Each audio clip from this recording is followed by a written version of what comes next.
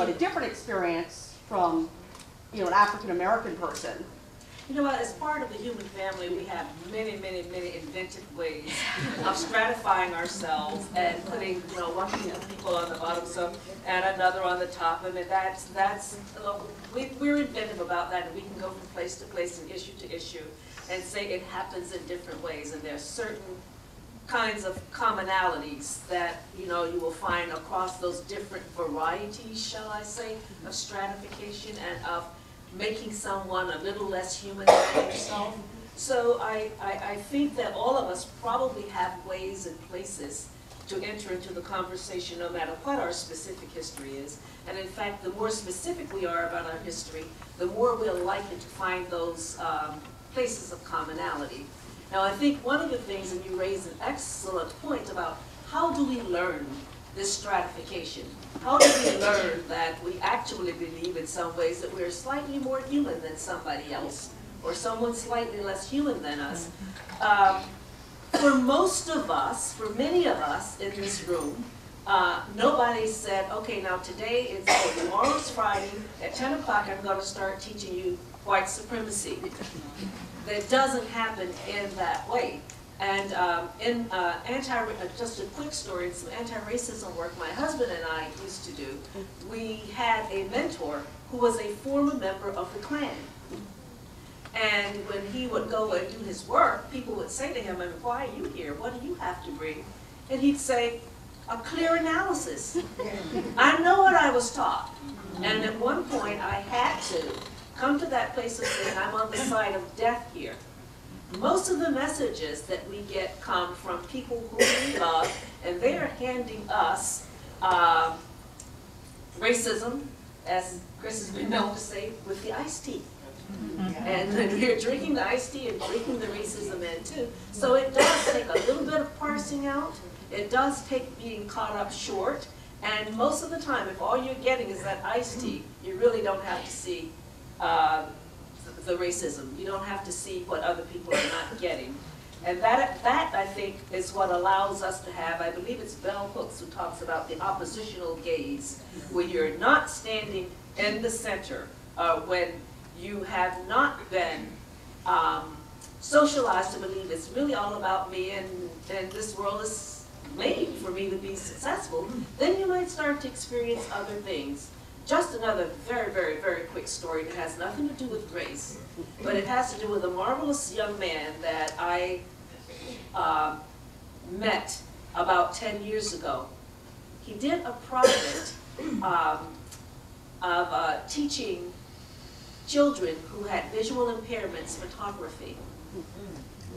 And one of their projects was to go around the streets of Baltimore and take pictures of cracks in the sidewalk.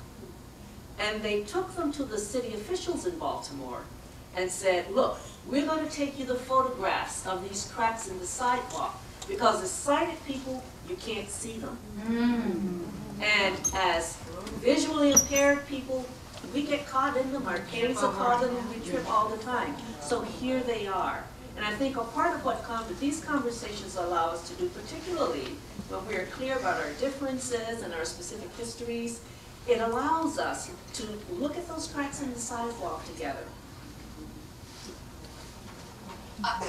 I want to just, Okay, sorry. no, I was just making sure people were being ignored. Just quickly also to talk about your point about being in Britain and not feeling ashamed. My husband does some work for an anti-racism consulting group called Visions, and they have an analysis where they talk about how racism exists on a personal level, on an institutional level, and on a societal or cultural level. And I had the experience of living in Britain for a couple of years and living, seeing this prejudice against Indian and Pakistani people, and I just wasn't taught that. I was not taught prejudice against Indians and Pakistanis. To me, an Indian was like my geology professor. I mean, so I saw that, and I didn't feel shame because I didn't personally have, even though I was living in institutions and in a culture that was applying racism to them, it wasn't rooted in me. So that was a different experience, and I could still make mistakes because I didn't know the history. Do you know what I'm saying? I could still say a wrong thing because I didn't know. Yeah. But it, Because even there's this my, anxiety that you're missing something that you should be avoiding because you don't have the shame response. well, I guess I didn't have much of that reaction. I felt it was very easy for me to make friends with Indians and Pakistanis, and I did, and we just kind of lived our lives, and then I left. I mean, hopefully if I had stayed, I would have done something a little more activist than that. But I think sometimes, you know, the kind of racism I'm talking about is the racism that has a root in yourself, that is a part of conditioning that you received as an infant, as a toddler, as a child, in your family, and in the institute, in your school, and in the culture around you, that you really got the full dose. Okay, go ahead. No, you do have your hand up? Yeah. We could actually be here for several more days. But, thank you, both, all three of you, this is wonderful. The thing that's really interesting about authenticity, about sharing. You might want to stand up since people are trying to hear you. Can you hear me? I can project. Okay, good. Standing up.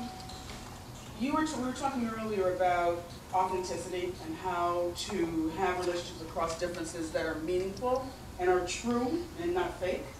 And one of the things that's always a bellwether for me when I'm having a relationship with someone across race is when we get to that point where they want to assert that large-eyed, is it really like that? This sort of naivete that can come with privilege. Like, I can't believe that's really happening. Are you sure? Oh, well, that creates a whole other opportunity to try to have a different kind of conversation. But what I'm trying to say is, there are all these things that relate to the burden of consciousness. That for me, I'm looking for my white friends to share that burden. If you can share that burden and you can be uncomfortable in those moments and years and days, then we're going to be friends. Because I can see a kind of bravery, foolish bravery for some people. And then the other thing is the sort of the reaching of limits, where I've had that happen with professionals in my business. Diversity used to be my past. Now I'm more interested in what you're doing now. The notion that people get tired because they have muscles that aren't well enough developed to even go beyond their comfort zone. They simply can't go there because it's so uncomfortable. And we teach people you don't have to go there, that life in America is meant, you're meant through privilege to be comfortable and happy, and life is wonderful. Don't make me uncomfortable because I'll turn on you. And turn on you doesn't mean I'll hit you. I'll just be completely impenetrable. The thing about the book, which we could talk for weeks because I sat and read the book from page to cover in an easy boy recliner, thinking the entire time, this is, it's not bad or good, like, I hate the book. And we could go on and on about that. But the thing that was so difficult for me was that issue of the representation of a fictionalized, meta-fictionalized past. Yeah. There were so many inhumane discrepancies in that book. And at the same time, I understood why people liked it because it both brings people a sense of comfort that we don't live in the bad old days, and I think on an unconscious level, it gives people that little bit of permission to think, how really was it anyway? I'm not necessarily being as articulate as I might like about this, but it's sort of it. How really was it like that anyway? Oh, okay. It was the book for any of us who had family who were domestics. As I'm reading it, I kept wishing if Emma, my grandmother, could only be here, she'd be setting it on fire. She'd say, what? I mean, the ridiculousness of it was ridiculous. However, it did create the opportunity for conversations. My issue is, what kinds of conversations are taking place?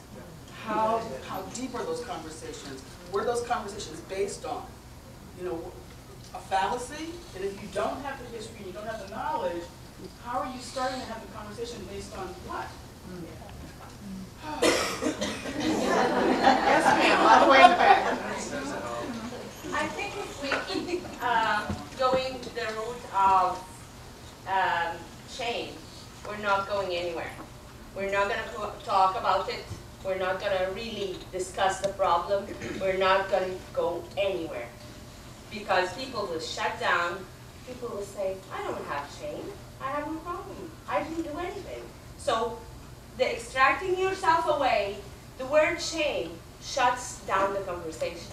And that's what I think should stop. The conversation has to be open like an open book. And you don't have to feel shame, but we have to deal with this. And we have to put points that we deal with. I can put 5 points today to deal with my whatever racism that a person perceives himself to have.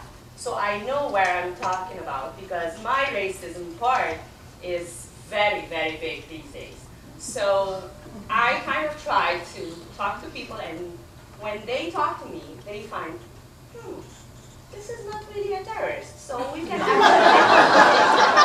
So it can be a great, I'm not saying it's equal, but it can on some level be equal to the Black community level of, I cannot talk to you.